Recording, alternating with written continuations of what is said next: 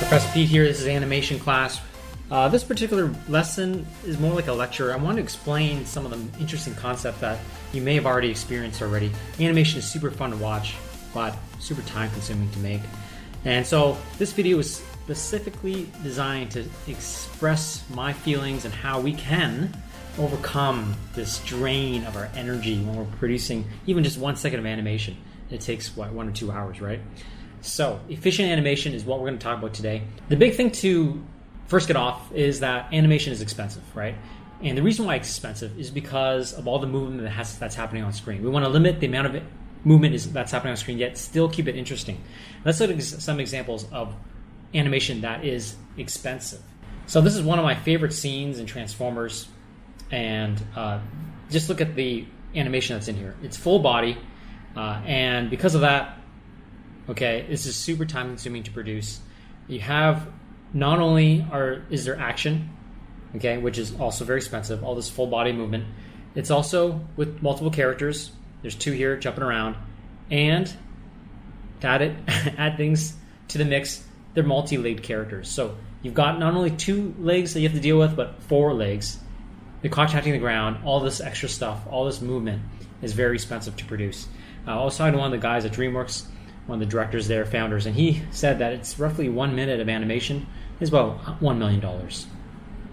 Very expensive, literally. Super cool animation, but let's carry on. The opposite of Hollywood animation is what is called limited animation. And anime or TV shows in the US that are dialogue driven, they're going to be the closest thing to limited animation. They're animating in fewer frame rates, and that being said, you end up with something that lasts a little bit longer. It doesn't take as long. So you can see this very basic animation that's looping back and forth. Again, it's a lower frame rate. Characters are talking, just the mouths are moving, and that kind of stuff makes it a lot faster to animate.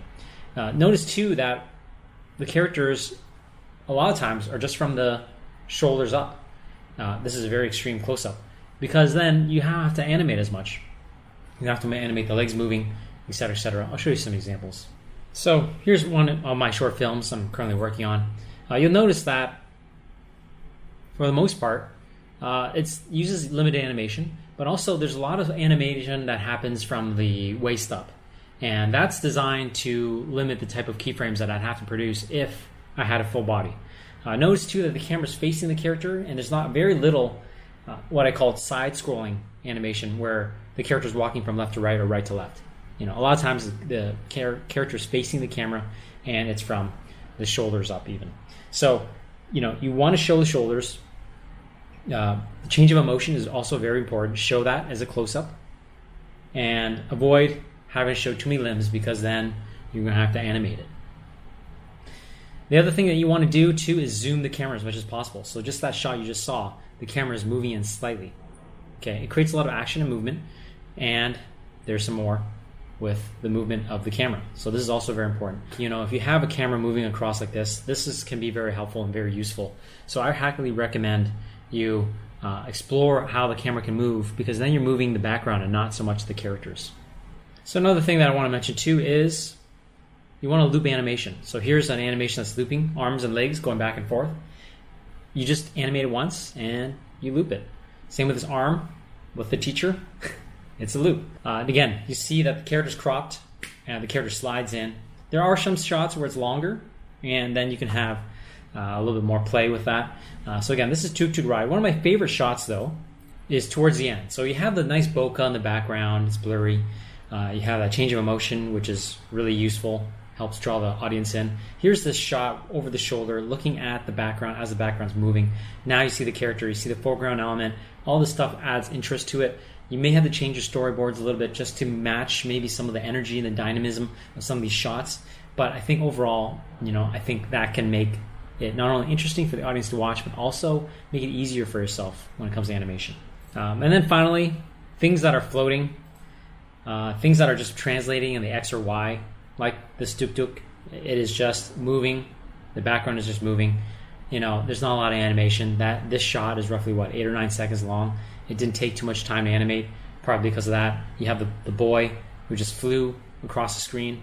Again, it just goes from point A to point B. No limbs are moving. not a lot of controls that need to be added. Those kind of things can really make the animation slick and fast. So there you have it. Crop the frame, apply animation. The character doesn't have, you don't have to see the arms and legs moving. You can have a character go across like this with just the head bobbing. Move the camera, zoom, move the background, have things floating, clouds, boats, cars, things like this. And then loop animation as much as you can, whether it's wings on a bird, cars driving back and forth, again, clouds moving back and forth. That can all be done with loops. So again, think efficient animation. You will have to compromise because animation just takes so long. And really, is it about seeing the animation? Is it really about seeing a transformer jumping across the screen? Or is it about storytelling? And at least in my opinion, animation is about storytelling. So keep learning. Professor Pete out.